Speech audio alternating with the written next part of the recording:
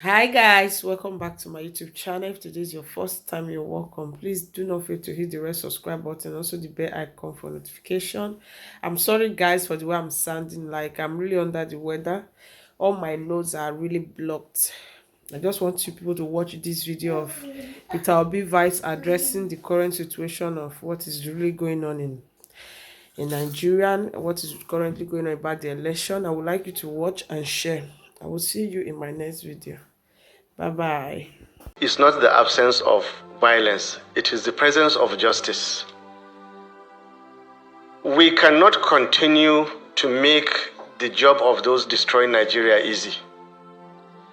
Each time we come out to tell Nigerians, calm down, let it pass, the more we tell Nigerians to be peaceful, the more the bad elements perfect their instruments and systems of corruption, of constitutional and legal abuses. For how long are we going to continue to do that? In the most advanced democracies, you have human beings chaining themselves to highways because toxic materials are being transported through their territories. This is legal. This is constitutional. This is not violence. Only 2 months ago in Germany, you saw people, environmentalists protesting against coal mines, have stayed there in excess of 6 months until the court ruled against them. The police moved in to remove them from occupying that place. And this is legal. For how long are we going to tell Nigerians continue to sit down and be cheated? You are being cheated. Allow yourselves to be cheated because you are Nigerians. It doesn't make sense. And you, the bad elements, continue to do because Nigerians are going to be patient. Governments have fallen in Africa because of the price of bread went up. The entire Arab world, 11, 12 years ago, went up in crisis because a young man burned himself in broad daylight. Anybody waiting to hear call to arms from ourselves will never hear it. We're peaceful people. He will never hear. Anybody who wishes to change what we are saying, what I am saying, is welcome to try it. I will never call for violence. I will continue to say that democracy belongs to the people who can practice it. Good governance belongs to the people who can demand it. Dividends of democracy belong to those who can take it. It is left for Nigerians to do these things I mentioned. There's nothing unconstitutional, nothing illegal about the gentleman you mentioned on the street and millions joining him. After all, what is being done about the illegality that we spoke about? Right now, to the best that I know, let me tell you that there is 178,606 illegalities committed on 25th February 2023. All the polling units that did not upload to IREV is a legal breach. It's a breach of the Electoral Act. Then there's 8,000 plus criminal acts. Any polling ward or collation officer that violated sections 64, 4, and 5, because it states clearly he or she shall only enter after having verified from the beavers directly transmitted. These are constitutional breaches. These are legal breaches. This is what Nigerians should be after, not about Nigerians demanding their rights. It is not violence. If Nigerians serve notice, come out peacefully, it is not violence. It is not any break. You cannot tell Nigerians to sit down and watch everything go down the drain. This country is too beautiful, is too blessed.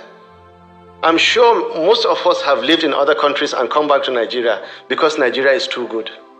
And that is why I said, when all is at stake, as we have now, people like me are ready to deploy all constitutional means to see that we take back our country. I like what Governor Okowa said. The gentleman, Mahmoud Yakubu, he is an exalted common civil servant. And this is a technical description I'm giving with due respect. He has no powers to break law. He has no powers to make laws. What INEC chairman has been doing, he has been making laws by deciding to continue with legal breaches. I repeat, what INEC has said is that, yes, we've heard you. The laws have been broken. Please resume your seat. Like they said to Ihedioha. Resume your seat. We've heard you. We are going to continue to break this law until we finish breaking the law and announce a government based whether we should not come out without a t-shirt or market women should not. And we should tell them not to? Hell no. The tension which is palpable all across the country. But my question is directly to you this afternoon. I have just returned from the APC where they had a presser there, the spokespersons had a presser, and Festus Keyamo in particular says, what your parties are demanding for are alien to the law, and if it goes ahead, that if INEC goes ahead with cancellation like you are demanding, it will result to abortion of democratic practices. I am giving you their exact words this afternoon, and of course we even heard someone said it's even treasonous if the INEC chairman attempts to do that. And this is two opposing views. You have yours and they have theirs. And it's up to the INEC chairman who we're waiting for to respond and see which way forward. But my question to you this afternoon is, if he refuses your demand, which is cancellation number one, aside from his resignation, which you have called for, what next for your parties? That is my question. Thank you. I listened carefully to the names you mentioned. If Tinubu speaks, if Shetima speaks, we'll respond to them. Governor Okowa and my humble self will never join issues with those people. Then your second question as to what next, I relate what you asked to what the gentleman asked and my long, laborious answers. Nigeria belongs to who? To Nigerians. What did I say about democracy? It belongs to those who can practice it.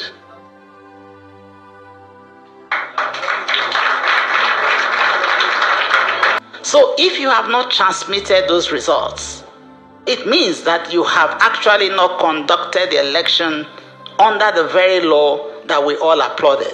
So the right thing to do is for the INEC chairman to go forth and cancel the elections.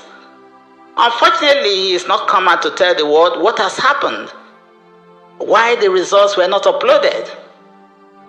There is a question mark there. He should be truthful.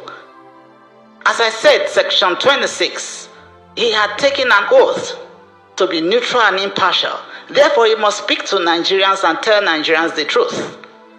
And the truth is, they could not upload the results. What happened in INEC? Why was it that they could not upload the results? So something is wrong. Something is wrong inside INEC. Either they have connived or their system is down. But they must tell us the truth. If the system was down and they knew it was down, they ought to have postponed the elections. If the system was not down and they did not allow the upload of the results from the units, it means that they have connived and they are no longer neutral and impartial. So under this condition, there is no moral justification for further collation of the results, because it is so expressly stated in that section, the section 64 at 4, and that is 64.4 at A and B. So clearly stated that if the polling unit results are not transmitted, it means truly that there is nothing to compare. So you cannot raise the hope of Nigerians.